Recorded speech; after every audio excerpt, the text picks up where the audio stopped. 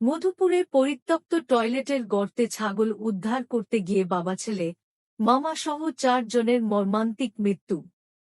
টাঙ্গাইলের মধুপুর উপজেলার পাহাড়ি এলাকায় পরিত্যক্ত টয়লেটের গর্তে পড়ে যাওয়া একটি ছাগল উদ্ধার করতে গিয়ে বিষাক্ত গ্যাসে আক্রান্ত হয়ে বাবা ছেলে মামাসহ ৪ জনের মর্মান্তিক মৃত্যু হয়েছে।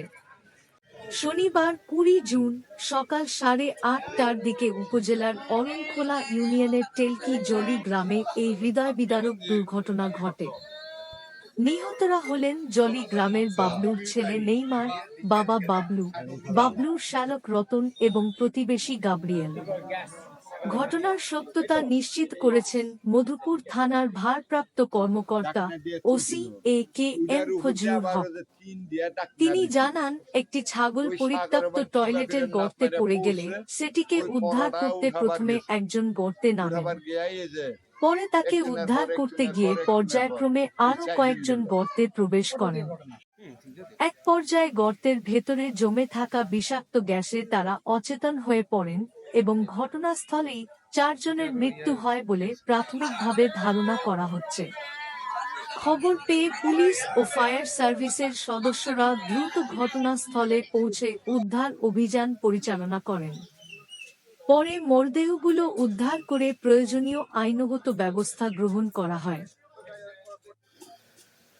এদিকে মর্মান্তিক এ ঘটনার খবর পেয়ে ঘটনাস্থল পরিদর্শন করেন মধুপুর উপজেলা নির্বাহী কর্মকর্তা জুবায়ের হোসেন এবং উপজেলা বিএনপির সভাপতি জাকির হোসেন সরকার।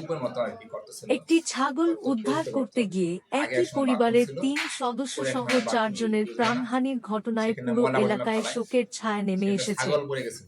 নিহতদের স্বজনদের আহাজারিতে পরিবেশ ভারী হয়ে ওঠে।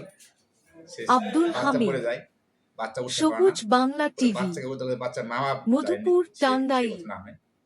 মামা বাচ্চাকে বলতে বাচ্চার বাবার নামে ৩ জনকা পড়ে যায়, উঠতে পারে না। পরে প্রতিবেশী একজন এই বাচ্চার বাবার আত্মীয়, সে নামার পরে সে ৪ জনকে উঠতে পারে না। পরে ফায়ার সার্ভিস যায়, এই ৪ জনের মৃতদেহ উদ্ধার করে। তারপরে আমরা দেখতে পাই সেখানে, পরে আমরা জানতে পারি যে তারা সেখানে পড়ে গ্যাস খেয়ে তারা মৃত্যুবরণ করে। ওরা আমরা লাশের শ্রোতার প্রতি প্রস্তুত করি, আমাদের লাশের বিষয়ে আমরা আইনগত ব্যবস্থা প্রক্রিয়া দিই।